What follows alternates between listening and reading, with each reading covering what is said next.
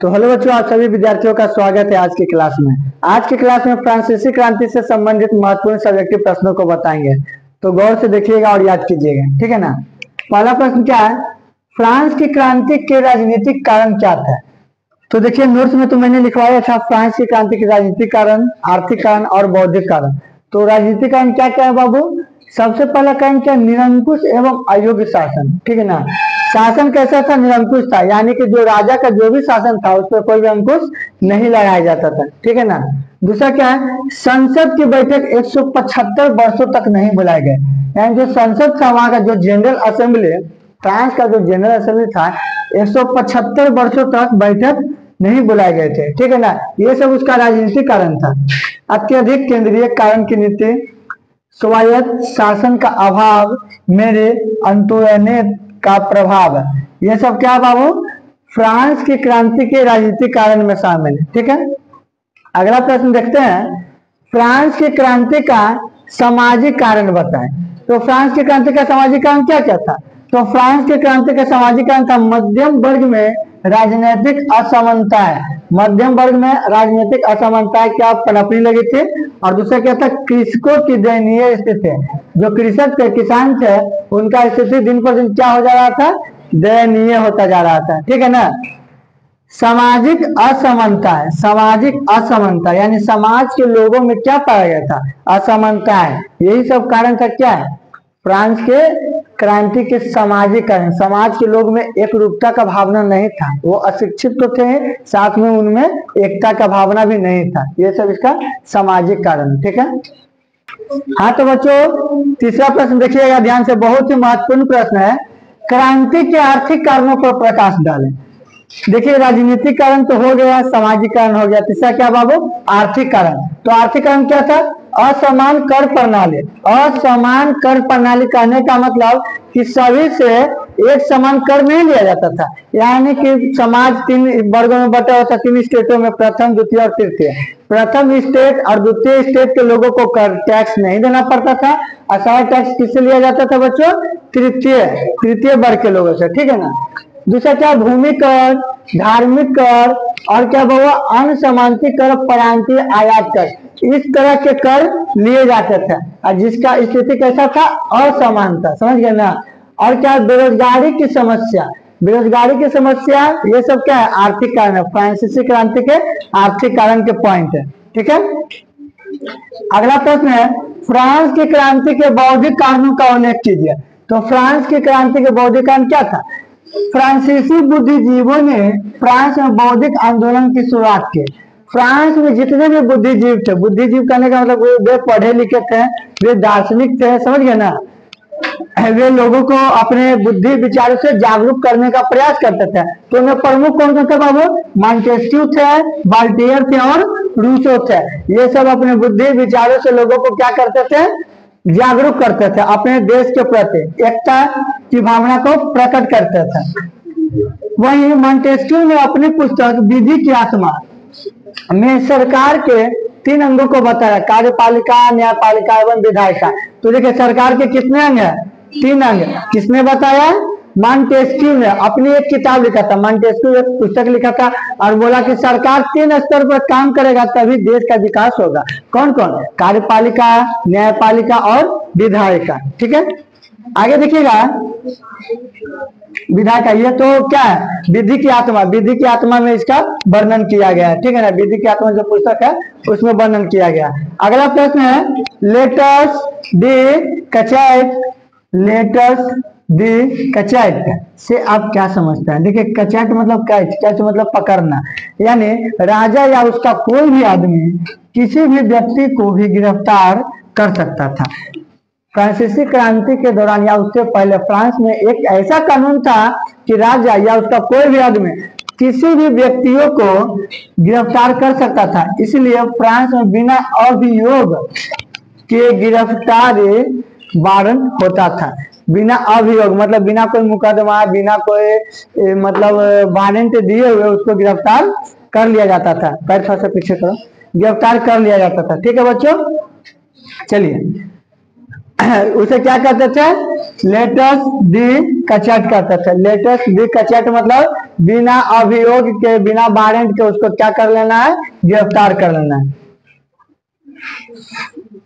छठा प्रश्न देखिएगा, अमेरिका के स्वतंत्रता संग्राम का फ्रांस की क्रांति पर क्या प्रभाव पड़ा? अमेरिकी स्वतंत्रता संग्राम जो हुआ था उसका फ्रांस की क्रांति पर प्रभाव क्या पड़ा था? तो जैसा कि आपको अमेरिका स्वतंत्रता संग्राम में बताया था कि अमेरिकी स्वतंत्रता संग्राम में इंग्लैंड को हराने के लिए अमेरिका ने मदद लिया था, किससे? फ्रांस से लिया था।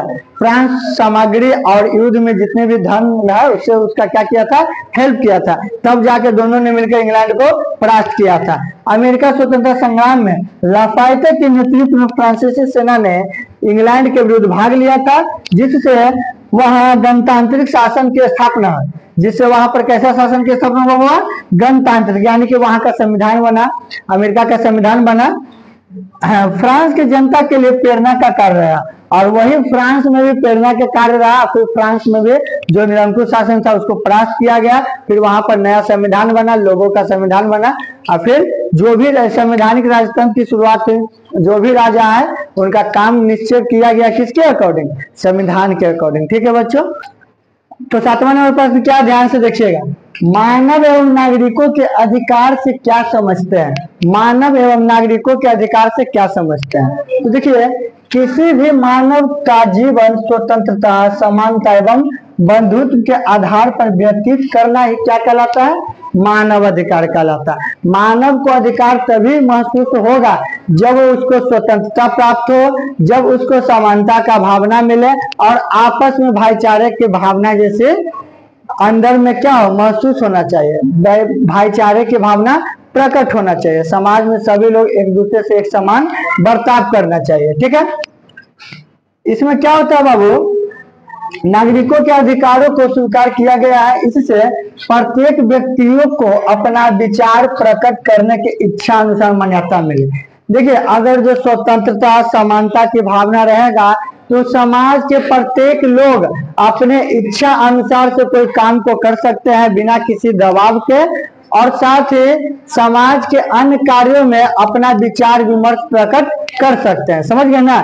जैसे देखिए, कास्ट पहले क्या था, कास्ट बटा हुआ था, तो जो निचले जाति या निचले श्रेणी के जो लोग आते थे उनको दबा के रखा जाता था, यानी वो अपनी मांग को नहीं मनवा सकते। लेकिन जब समाज में स्वतंत्रता, समानता और बंधुत्व का नारा आया तो लोगों के आपस में क्या है, समानता का भाव प्रकट होने लगा। ठीक है, 8वां क्या है, फ्रांस की क्रांति का इंग्लैंड पर क्या प्रभाव पड़ा? अब देखिए, फ्रांस में क्रांति तो हुई, उसका प्रभाव इंग्लैंड पे क्या पड़ा था? तो देखिएगा, नेपोलियन का विजय अभियान इंग्लैंड पर भी शुरू हो गया। अब नेपोलियन जो वहां का सम्राट बना था, फ्रांस का 1804 ईस्वी में सम्राट बना था, अब उसका विजय मतलब जीत की लहर कहां पे दौड़ने लगे? इंग्लैंड में। जबकि इंग्लैंड को आगे चलकर उसके पतन का कारण बना। फिर भी इस क्रांति का इतना अधिक असर इंग्लैंड में दिखा कि वहां की जनता ने भी सामंतवाद के खिलाफ आवाज उठानी शुरू की। सामंतवाद आपको बताया था, जो किसान से टैक्स कौन लेता था? जमींदार लेता था। सामंत यानी कि जमींदार, और फिर वो किसको देता था? राजा को। तो वहां के लोगों ने, देखिए, फ्रांसीसी क्रांति में क्या हुआ था? फ्रांसीसी क्रांति में सामंती व्यवस्था नष्ट हुई नहीं जी, तो वो व्यवस्था को देखकर इंग्लैंड में भी काफी असर पड़ा। वहां भी लोगों ने इस व्यवस्था के खिलाफ आवाज मतलब आंदोलन करना चालू कर दिया था इंग्लैंड में। ठीक है ना? तो ये सब किसका था? फ्रांसीसी क्रांति का ही प्रभाव था, वहां भी देखने को मिला। 9वां प्रश्न देखिए क्या है, फ्रांस की क्रांति ने जर्मनी को प्रभावित कैसे किया? अब देखिए, फ्रांस की क्रांति ने इंग्लैंड को तो प्रभावित किया ही किया, साथ में जर्मनी को भी प्रभावित किया। कैसे किया? थोड़ा देखिएगा ध्यान से। इस क्रांति से स्वतंत्रता, समानता एवं बंधुत्व के नारा को जर्मनी के नागरिकों ने अपनाया। आगे चलकर जर्मनी में एकीकरण की शुरुआत हो गई थी। देखिए, जर्मनी के नागरिकों ने ठान लिया कि अब स्वतंत्रता, समानता और बंधुत्व ये नारों को अपनाना है और क्रांति की लहर दौड़ाना है, फिर जर्मनी को एकीकरण करवाना है। अंततः लास्ट में 1871 में जर्मनी का एकीकरण होता है। इसको हम लोग क्लास 10th में पढ़ेंगे बढ़िया से, जर्मनी के एकीकरण की कहानी। अगला प्रश्न क्या है, 10वां और आखिरी प्रश्न, फ्रांस की क्रांति ने इटली को प्रभावित कैसे किया? तो देखिए बाबू, फ्रांस में जो क्रांति हुआ था 1789 में, उस क्रांति का प्रभाव इंग्लैंड में भी पड़ा है, इटली में भी पड़ा, साथ में जर्मनी में भी पड़ा। देखिए कैसे पड़ा। इटली इस समय कई भागों में बटा हुआ था। फ्रांस की क्रांति के बाद नेपोलियन ने इटली में अपनी सेना की मदद से लड़ाई करने की तैयारी की और इटली राज्य स्थापित किया। अब देखिए फ्रांस के बाद नेपोलियन इटली में अपनी सेना को ले गया और वहां पर लड़ाई की शुरुआत करने लगा। सबसे पहले इटली राज्य का गठन किया गया, यानी कि इटली भी जो है बच्चों कई प्रांतों में बटा हुआ था। इटली कुल 7 प्रांतों में बटा हुआ था, समझ गए ना, 18वीं शताब्दी में। इसको हम लोग 10th में पढ़ेंगे इटली के बारे में विस्तार से। एक साथ मिलकर युद्ध करने से उनकी जनताओं में राष्ट्रीयता की भावनाएं आए और बाद में उसके एकीकरण का मार्ग क्या हुआ बच्चों, प्रशस्त हुआ। तो इसी के साथ आज का जो फ्रांस की क्रांति जो चैप्टर है उसका महत्वपूर्ण 10 सब्जेक्टिव प्रश्न होता है समाप्त। ठीक है बच्चों।